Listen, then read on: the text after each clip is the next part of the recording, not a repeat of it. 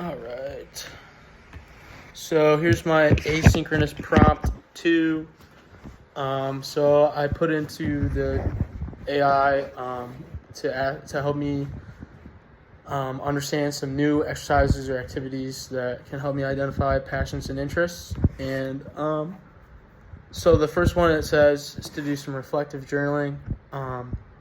So it says you could write daily or weekly about activities you enjoy to help you narrow it down, like to what you want to do in the future. And I guess this is one thing that I could see myself finding successful, because sometimes I'm doing so many things at once. I never understand it can give you a way to categorize like what this activity is doing for you. So like, am I benefiting other people when I do this activity, and that's why I enjoy it? Or like, is it something where I better myself and that's why I like doing it? Like something like that.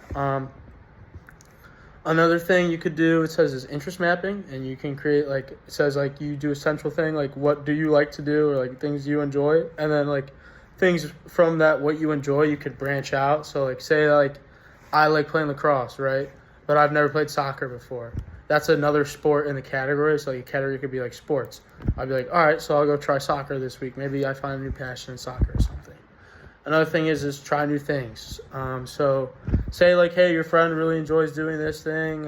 One of like different service opportunities on campus, obviously. So say like, hey, your one friend's like, hey, like I'm doing Labro a lot. Like, yeah, I'd like it if you just like come try it out with me. Like, hey, like why not just go try it out with them and see what it's like? Maybe you enjoy it, and maybe that's something you start to do and you find a passion in it. Another thing you can do is find your strengths and values. So like basically there's a thing that'll tell you, like on the internet you can go find out Clifton strengths to identify like what you're good at and what you value, and then you can go off based off like what you're good at and then help them move towards your values and make you feel better about yourself. Childhood reflection.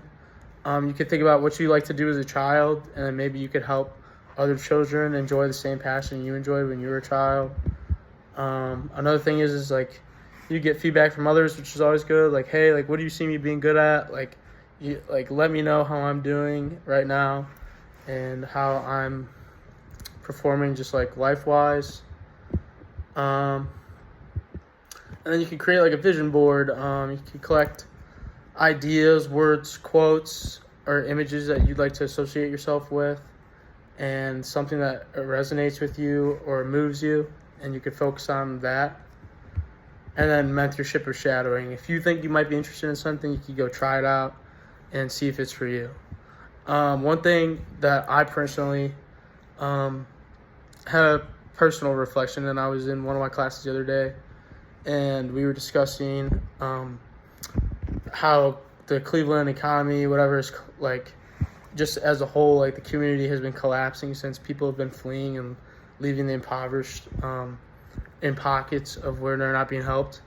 And one thing I forgot that I used to do in high school, which they didn't have at my last college, was doing LARSH, which was going to the special needs homes and having dinner with them once or twice a month. And it was just make a big difference with them because none of their family members are left, and they're stuck in those houses all the time and they never get a break, and they need like a break from their reality and hanging out with other people and spending different time and just socializing is something they enjoy. So I think one thing that helped me find my passion was being in class and just realizing, like having a discussion with other people, like having my peers.